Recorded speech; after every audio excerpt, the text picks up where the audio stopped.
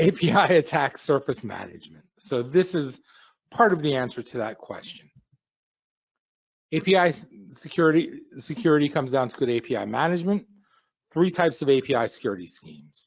An API key, which think of login devices, basic authentication, which is username and password, or OpenID Connect, which is on top of everything else, can be used within even a zero trust environment to make sure that you don't have to keep putting in user ID and password. Right.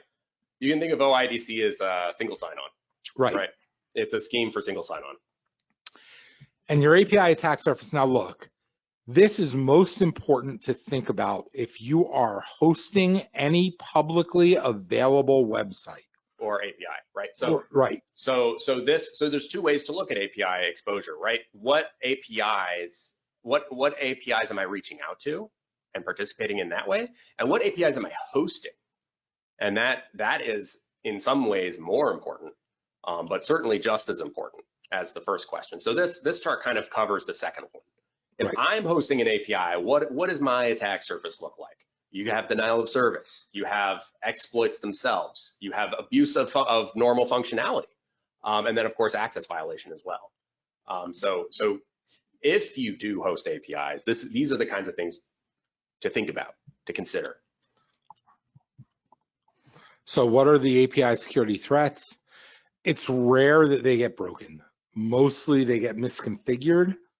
And we end up with secret sprawl again, a lot of credentials and keys, and they can be left in the clear, which is bad. Yeah, I see the word rare there, and it makes me cringe a little. I don't think it's rare necessarily because there's plenty of attacks on APIs, but it is certainly much more common to exploit misconfigurations and keys that are where people don't realize they are. So shadow APIs. Right.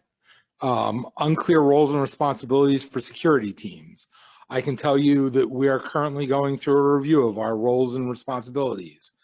It's not as simple as just looking at titles. You have to think about what people do for a living to make sure that you have the right roles and responsibilities for your security teams. And this, by the way, kind of funnels back into that the question about, is there a way to find APIs in use, which is ask your team too. Put it down to the team at the team level, because a lot, especially if you have an IT shop, they may be able to tell you most of them, and they may not have it documented, but they may know them, and that's the first step. And that's exactly the third point. That is the first step. Visibility is almost always the first step. We say it all the time about hardware. Do you know what hardware you have, where it exists, what it does? Well, it's the same with software. You need to know what it is, where it exists, what it does. Shadow APIs. Yeah, so I've mentioned it a couple times, the term. Really, all it means is an API that is either undocumented or is otherwise outside the normal IT governance, management, and security processes. So I was just trying to get something to work. I obtained an API key from Azure, for example, so that I could get an application to interface with my Active Directory, and then promptly forgot that I did it. So that's an example of a shadow API.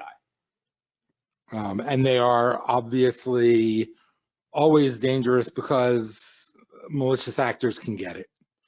And if the bad guys get it, it just gives an easy way into your stuff.